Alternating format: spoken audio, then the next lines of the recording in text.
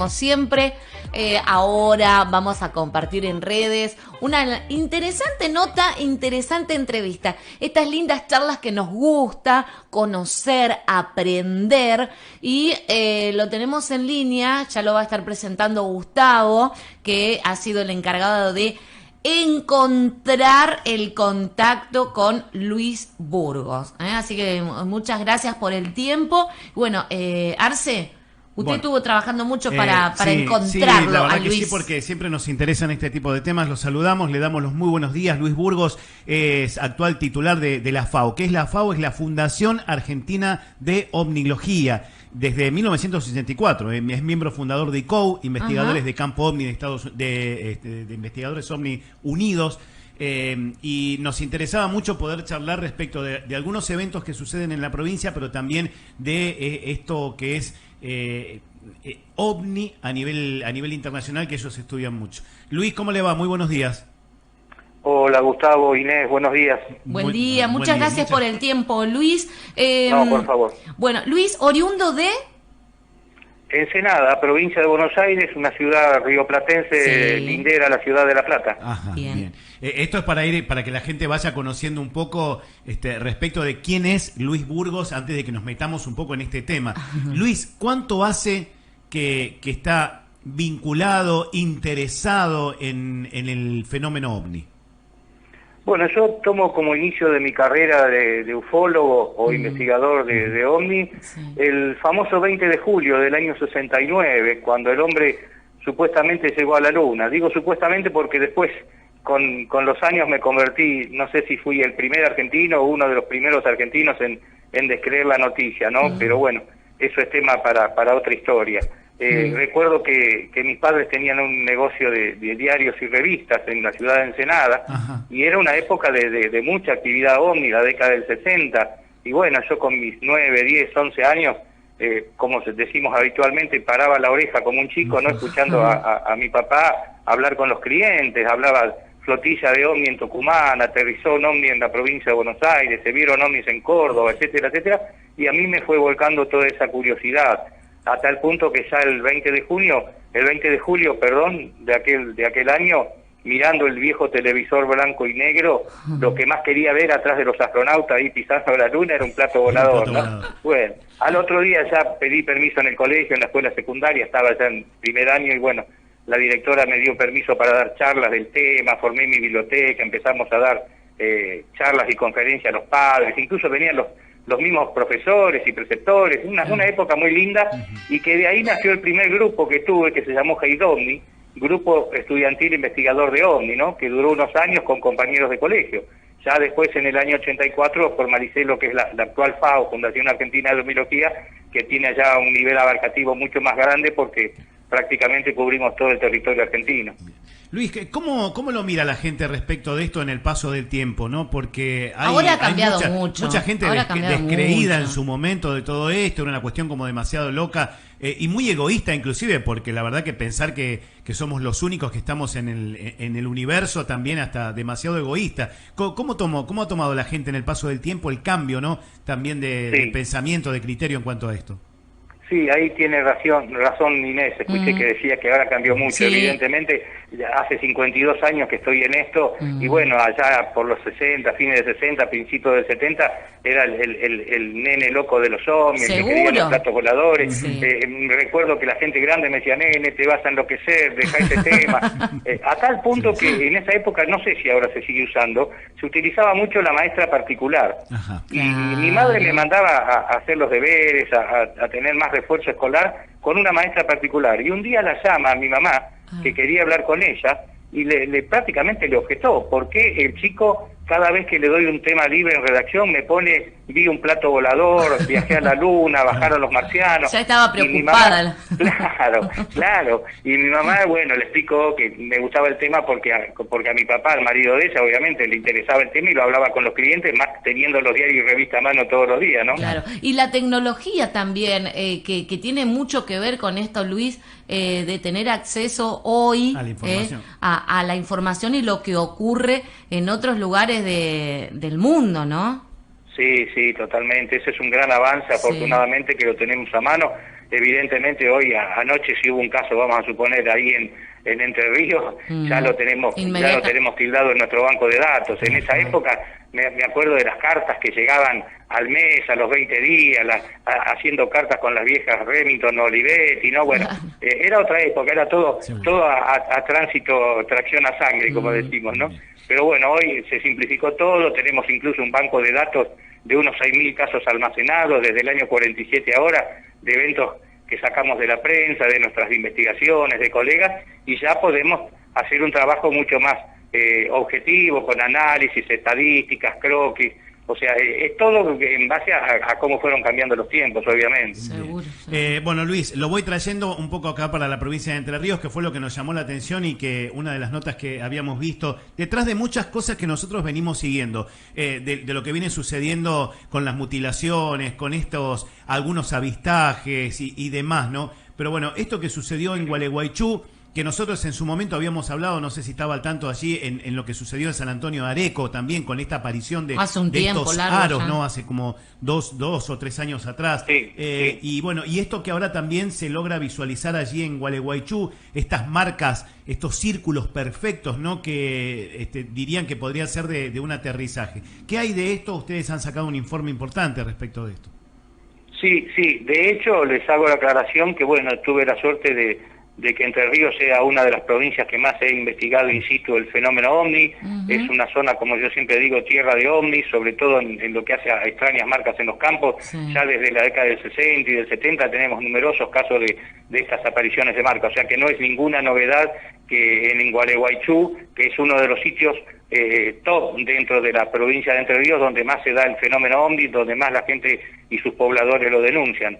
En este caso, un muchacho que es nuestro colaborador, corresponsal allí en la ciudad, Samuel Moreira, detecta a través del mapa Google una curiosa marca frente a un supermercado muy famoso ahí en la zona de Gualeguaychú, y bueno, me comunica, lo va a ver personalmente porque vive a pocos kilómetros de ahí, y se encuentra con que hay una curiosidad. Ahí empezamos recién en la punta del ovillo, empezamos a hacer la investigación, convoco a Guillermo Cedrés y a Marita Morales, que son de un grupo de entrerrianos, Ufología de Gualeguaychú, compañeros nuestros, y bueno, entre los tres hicieron un gran trabajo, incluso con el dron tomaron tomas aéreas, sacaron muestras del terreno, consultamos a nuestra agrónoma, Carla Andrada, que siempre nos da una mano con respecto a estas curiosas marcas, y bueno, fuimos por descarte, coincidiendo que estábamos en presencia de algo anómalo, porque después nos enteramos a través del vecindario que esa marca no era fresca, no era nueva, no había aparecido de un día para otro en este tiempo, sino que ya tenía 2 décadas, está desde el principio del año 2000. Entonces, ya entramos en algo anómalo, porque es muy raro que una marca de un ovni, cuando se aposenta en el terreno, perdure durante tanto tiempo. Y a su vez, esta marca mostraba una rareza que no la tenían otras marcas, porque generalmente cuando quedan estos rastros circulares son o con el pasto reverdecido o con el pasto totalmente deshidratado, a la inversa. Esta marca tiene la particularidad de que es solamente de tierra, es decir, que se borró la tierra en la parte anular, en el aro, y allí no creció absolutamente nada durante 20 años. Eso es lo que más nos ha llamado la atención. Prácticamente no hay este tipo de huellas en Argentina. Tenemos localizadas 4 o 5 nomás a lo largo de tantos años. Y bueno, ahí es donde entró nuestra curiosidad, hicimos todo el relevamiento, y lo más interesante de todo es que la tenemos a mano, o sea, le podemos hacer un seguimiento, que muchas veces no lo podemos hacer porque vamos a investigar a otra provincia y después cuesta mucho volver con los años o al tiempo a seguir ese rastro. Esta aparentemente la tenemos ahí a tiro, como decimos, y si duró 20 años posiblemente siga perdurando un tiempo más, ¿no? Bien.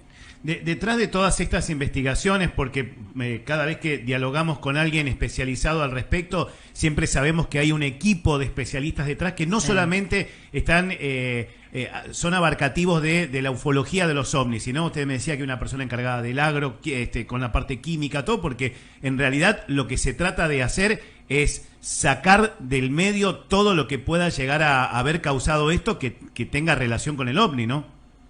Sí, eso afortunadamente se fue logrando a través de los años.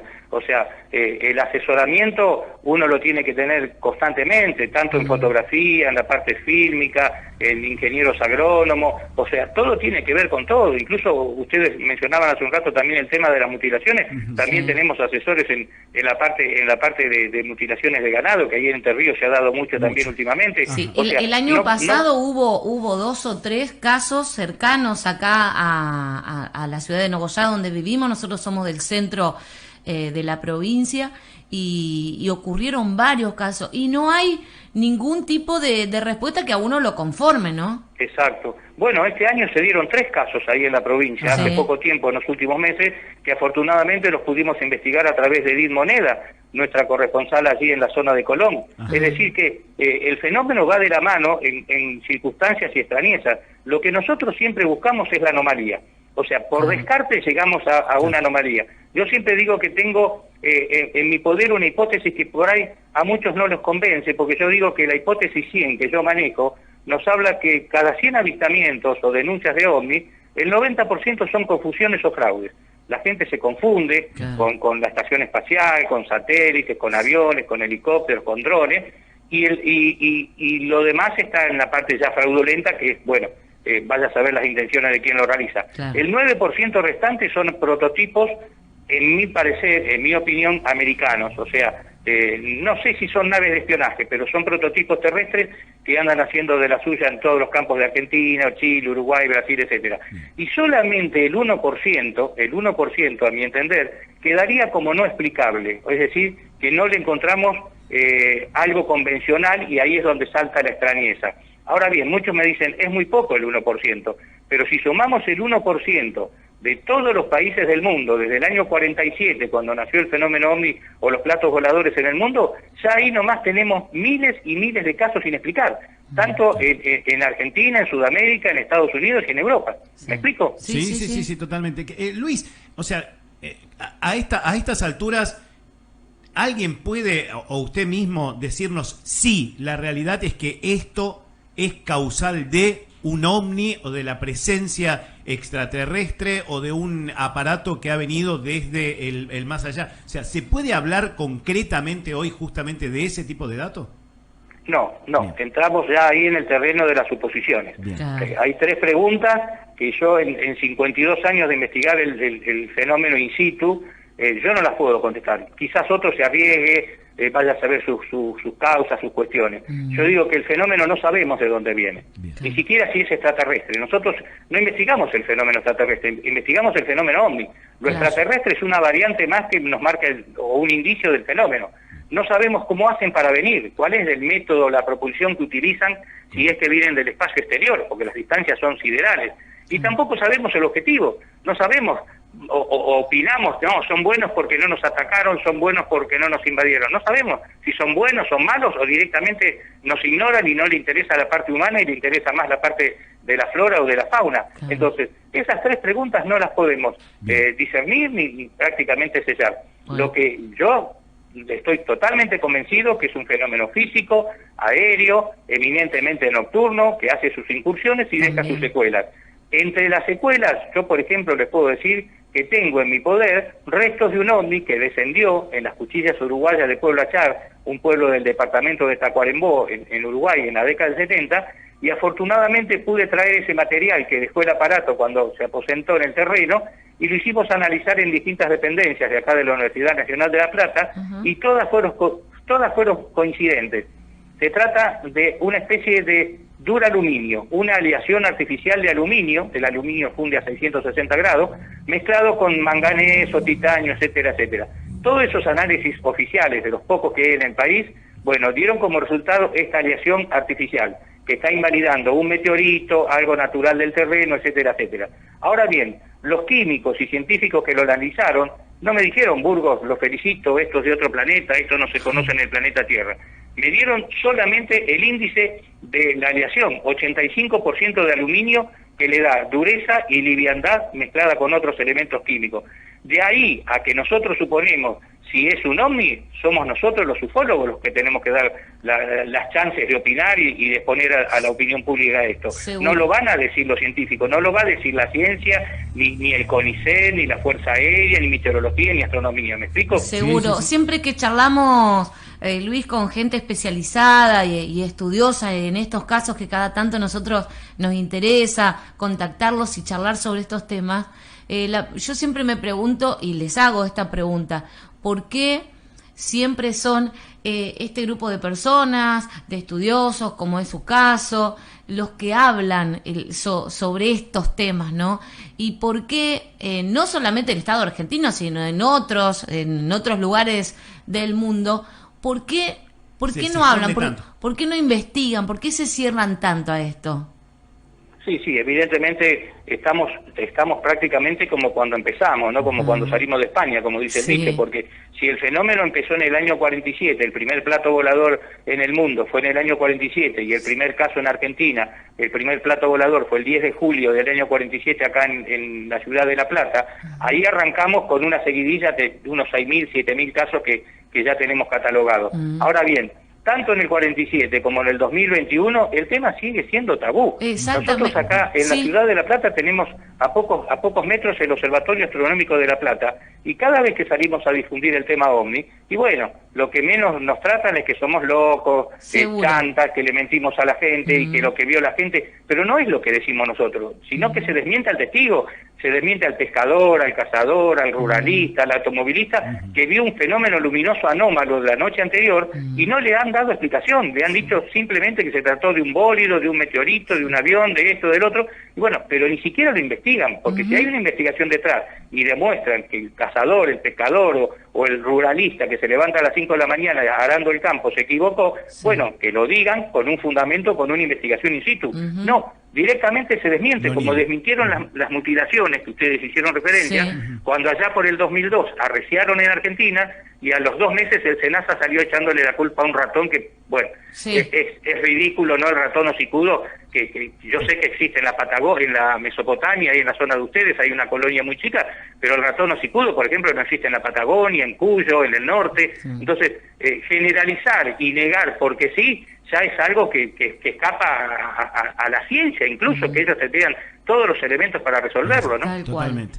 Luis, ¿qué hay detrás de esto de las mutilaciones? Ustedes sé que estuvieron allí también, que han hecho investigaciones al respecto, han llegado hasta algunos lugares a ver esto. Entre Ríos ha sido uno de los lugares elegidos para que aparecieran estos distintos casos también. Y bueno, la verdad que la rareza, ¿no?, que se da detrás de todo esto, la faltante de ciertos órganos, la faltante de sangre en el lugar, ¿qué han podido aclarar al respecto?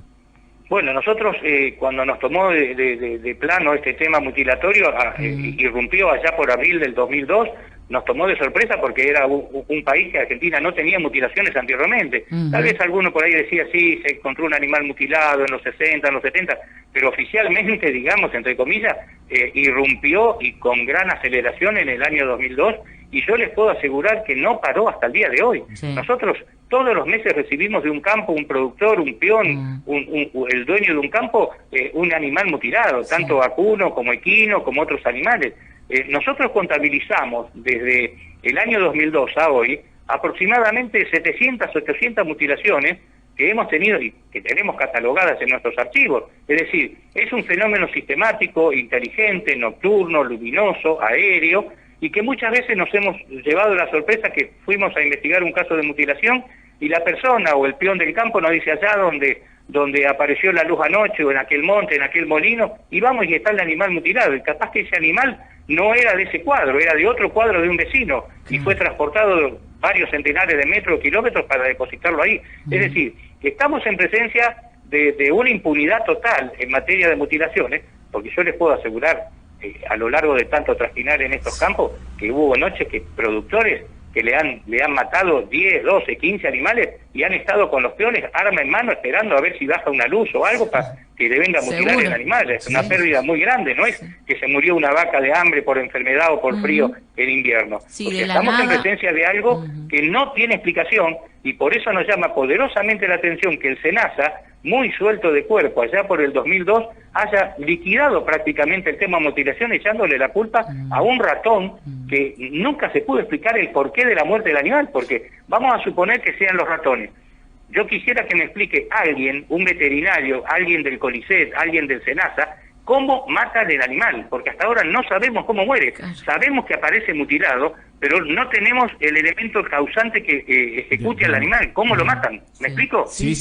No lo pueden matar 1000 ratones, una colonia de ratones a la vaca cuando está echada. No pueden acercarse centenares de ratones y matar el animal porque lo muerden por todos lados y la vaca no se va a quedar quieta. Va a patalear y va a salir corriendo como un caballo.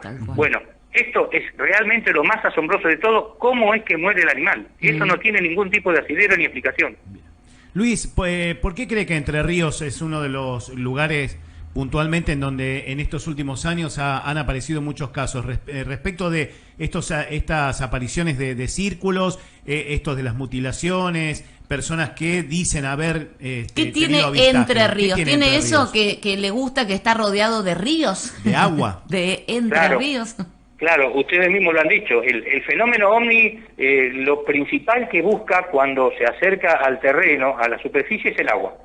Es el agua, sea un riacho, un río, un tanque australiano, una laguna o una cañada, una pileta de natación. El fenómeno permanentemente busca el agua cuando baja en un campo argentino. Muchos me dicen, pero tienen el océano Atlántico, el río de la Plata. Perfectamente, pero en un campo busca el agua. Es muy raro que nosotros cuando hagamos una investigación in situ, donde aparecen estas marcas o donde la persona tuvo un encuentro cercano, mirando a la redonda, 100, 150, 200 metros, no haya una porción de agua, una vía de tren, un tendido eléctrico, un monte de eucalipto. ¿Me explico? Son cosas que el fenómeno busca, vaya a saber por qué, por su necesidad obviamente, y por eso se acerca a estos lugares. Entre Ríos está juntamente a Buenos Aires y Córdoba y Santa Fe como las 3, 4, 5 provincias de mayores apariciones de ovnis, no solamente de ahora, sino desde el año 47. Desde el año 47 hasta ahora hay casos, pero realmente muy significativos en todo el territorio que poseen ustedes ahí en la provincia, ¿no? Realmente muy rico, tanto en avistamientos, en marca, como también de mutilaciones.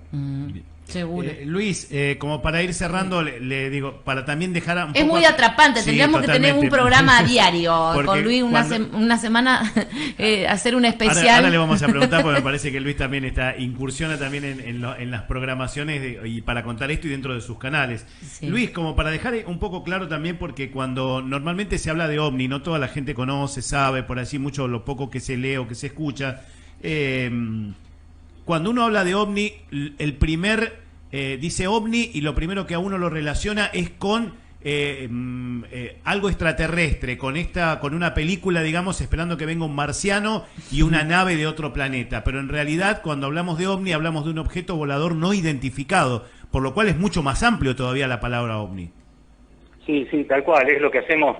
Muy buena la pregunta, y me da pie porque es lo que hacemos nosotros generalmente cuando viene la gente y se acerca. El OVNI sigue siendo tan atrapante, como decía Inés, porque realmente es no identificado. Hasta ahora no hay ningún OVNI, tanto en Argentina como en el mundo, que lleve la sigla Made in USA o Made in Playa. ¿Me explico? O sea, al no saber cuál es el origen, evidentemente eso es lo que nos motiva a seguir investigándolo.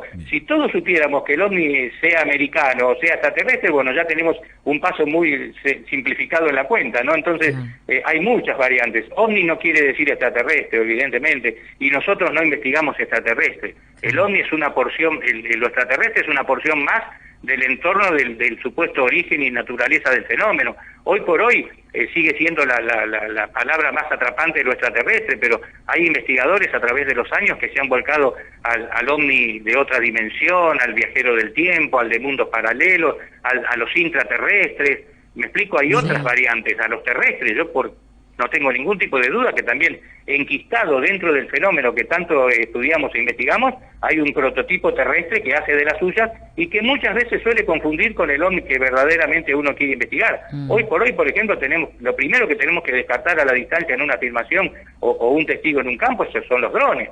porque evidentemente nadie está en conocimiento de lo que puede realizar un dron con sus movimientos y su cromatismo. Entonces, eso es otra de las contras que tenemos hoy, ¿no? En vez de despejar el agua, se nos viene una ola encima con el tema de los drones. Pero bueno, son pasos que vamos dando, y yo creo que hoy por hoy la gente ya se va volcando mucho, ha perdido un poco eso del no te metas, no, me van a tildar de loco, no, la gente se vuelca mucho a los ufólogos, a los investigadores, a los periodistas, a contarles, porque realmente uno que no ha vivido nunca tal vez una experiencia y le toca un encuentro cercano, ver un aparato de eso, evidentemente le cambia mucho la perspectiva de vida, ¿no? Totalmente. Luis, totalmente. En todos estos años, su visión, su creencia de todo lo que ha estudiado, ha visto y le han contado, ¿hacia dónde apunta?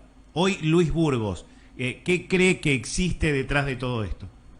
Sí, yo creo, y no tengo ningún tipo de duda, que hay un número, como decía hoy, sea el 1%, el 5%, el 10%, una porción mínima, que es no explicable. No hay ninguna certeza para explicarlo. Tanto es así que 2x3 siempre tenemos referencias, especialmente de Estados Unidos, con pilotos, con declaraciones del Pentágono, de la NASA, etcétera, etcétera, que tal vez pueden ser una especie de boomerang, ¿no?, que tiran para desinformar, informar o embarrar la cancha. Pero yo sé que hay mucha parte oficial metida a través de esto, tanto en Argentina como en otros países europeos o de Estados Unidos. O sea, algo en el medio hay que no le cierra a esta gente, y que son estas intromisiones.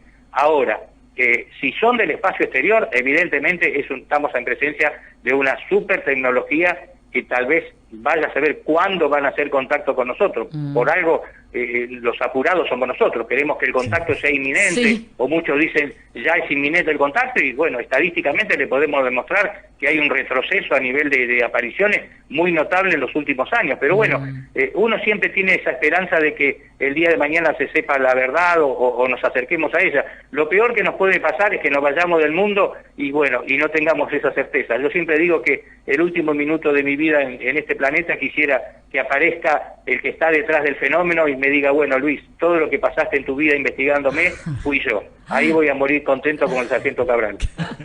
Bueno, ya está haciendo mucho porque toda esta experiencia tan enriquecedora seguramente está sembrando a mucha gente que lo acompaña y que investiga y que deja esa semillita de la curiosidad para luego volcarse en estudiar todos estos fenómenos. Nosotros la verdad que es un placer escucharlo.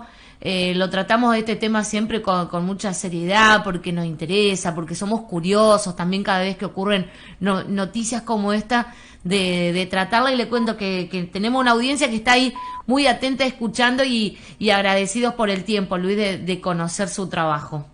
Bueno, muchas gracias, Inés, por el tratamiento que le han dado y la difusión que le dan y le dedican al tema. Luis, en el caso de que quieran contactarse con ustedes, seguirlo en las redes y tiene demás, canal de YouTube, hay un canal también de YouTube en donde lo pueden seguir también, tiene un blogspot también para poder seguir todas las investigaciones y los temas. Sí, nuestro sitio web, nuestro blog es Omni Siglo XXI, ahí volcamos prácticamente todas nuestras investigaciones, porque son investigaciones propias, y después tenemos otras redes, pero el que quiera comunicarse lo puede hacer a través de Facebook. Luis Burgos, entre paréntesis, dice, seguime en Omni. Luis Burgos, seguime en Omni, y ahí yo voy a responder personalmente todas las inquietudes de la gente. Bien, y damos fe de eso porque, bueno, fue rapidísimo el contacto una vez que lo pudimos ubicar, así que, bueno, desde ya... Sí, ya hay gente, audiencia que quiere que le pasemos los contactos y se lo vamos a seguir, dice, porque es muy interesante. Cómo no. Siempre a disposición de la gente, del público, de los oyentes y de los testigos que muchas veces no lo quieren manifestar ni siquiera los propios familiares. Sí. Y bueno, cuando nos cuentan el caso dicen, me saqué una espina de encima. Y es realmente así, realmente porque nos consta. Luis, le dejamos un abrazo enorme, muchísimas gracias por el tiempo, nos mantenemos en contacto obviamente, pues lo vamos a seguir de cerca porque nos interesa el tema también. Un abrazo enorme. Cómo no, a ustedes siempre a disposición, gracias. Muchísimas gracias. Hasta luego. Bien, así charlábamos con Luis Burgos.